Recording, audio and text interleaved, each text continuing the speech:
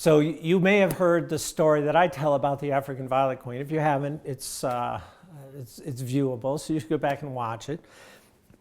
But one day I was at a conference and I was giving a keynote address. And that morning, there were two keynotes that were happening at this big conference. There were 1,000 people in the audience. And I had an hour. And then there was another speaker named Saul Gordon. He was a psychologist after me. So my hour and then his hour. So I was talking about solution-oriented therapy, this kind of therapy that I created that focuses more on what's right with people than what's wrong with people, and helping them find their own solutions from within. And I told the story of the African Violet Queen as part of my keynote address.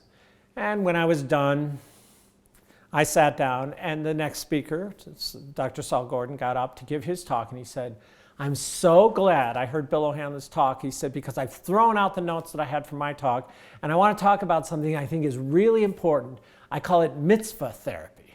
Mitzvah Therapy, I'd never heard of it, and I'm Irish in my background, he's Jewish in his background, and Jewish, and this is a tradition in Jewish of mitzvahs. It's like bar mitzvah, bat mitzvah. It's the mitzvah. So he explains as he's talking about this mitzvah therapy, what this is all about. And to explain, he tells a story.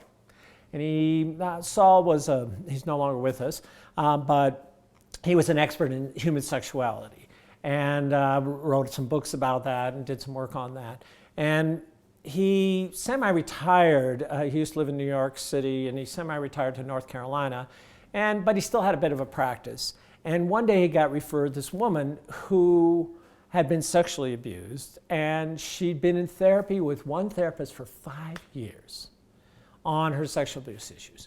She had a really quite successful career, but she didn't love her work. She was just really good at it and made some good money. And she was a scientist. And after 5 years, she thought, well, I've given this a really good experiment. It hasn't worked. I'm miserable outside of work. I overeat. I don't have any friends. I don't have any meaning or purpose outside of my work. And my work isn't that central to my life. I'm just a miserable person. She said, so I'm going to try another experiment. I'm going to go find another therapist to see if I can get any results. She spent 4 years with the next therapist. She was really persistent, but same thing. Got a lot of insight into herself, but no major changes. She still had a miserable life outside of work. She wasn't happy. Spent a lot of money on therapy, no results. So she asked around, who's got a very different approach? And she heard the name Saul Gordon a bunch of times. Finally, she made an appointment with him. She goes in and he says, look it. She tells him her history. He says, I would have probably referred you to those people. Those are the people who specialize in treating sexual abuse. And you've had a lot of psychotherapy. And he said, given what you've told me, I guess my conclusion is psychotherapy won't help you. And she's kind of deflated. What do you mean, psychotherapy? There's no help for me? He said, no, I didn't say there's no help for you. He said, I think psychotherapy is the wrong approach for you. So she said, what do you recommend? He said, I recommend mitzvah therapy. Mitzvah therapy, what's that? He said, well, first, I think, you're not doing anything outside of work. He said, so what I recommend is you start to move. He said, you're overweight, you're very inactive, it's not good for you emotionally, psychologically, or physically. So I recommend you start to walk. He said, I want you to walk around the block at least one time a day. If you can do more, do more.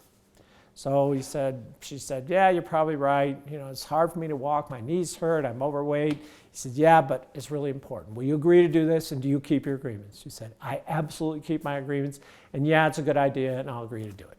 So he says, now for the mitzvah therapy.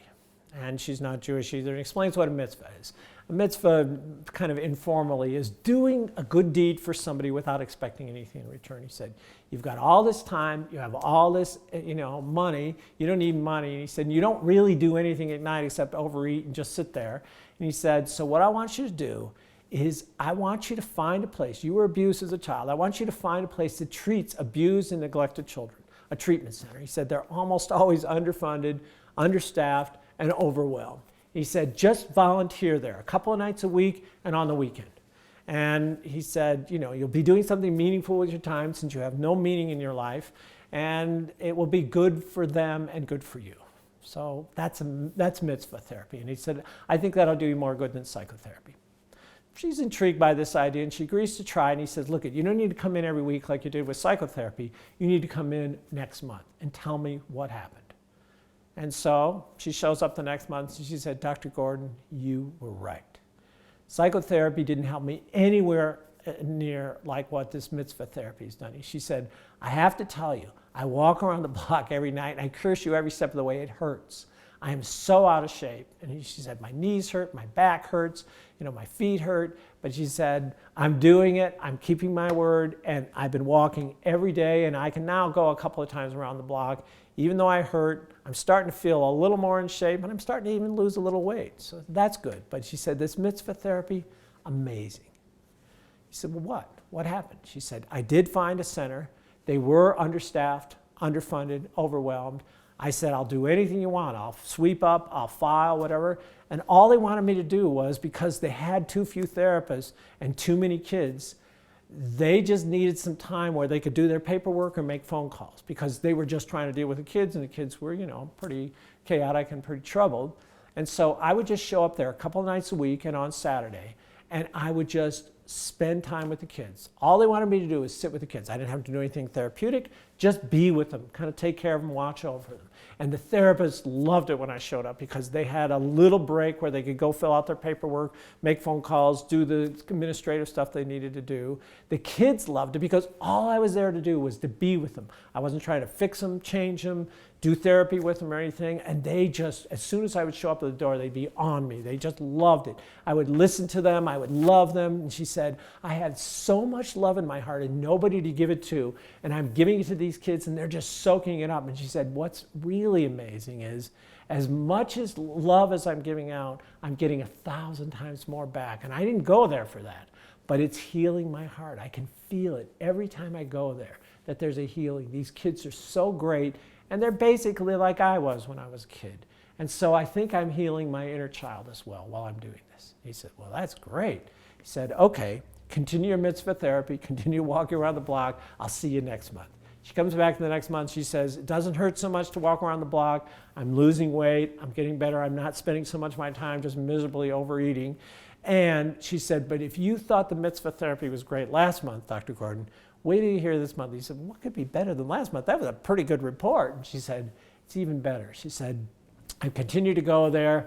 I continue to feel the healing happening because I'm just giving to these kids, and my heart is healing. But she said, there's a guy who works at the center. His name is Henry. And she said, frankly, Henry's not very attractive. I'd say maybe he's ugly.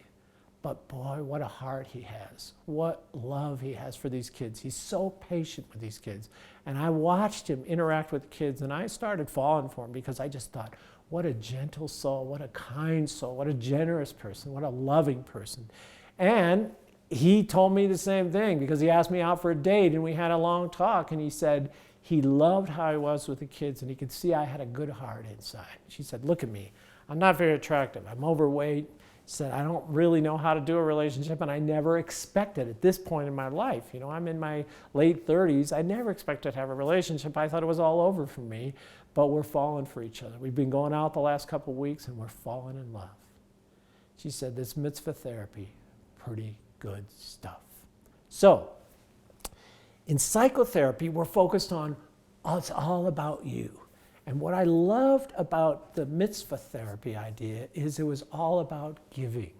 And we know from positive psychology research now that when you make a contribution to other people and you do things for other people, it increases your happiness levels. It's correlated with some research about that.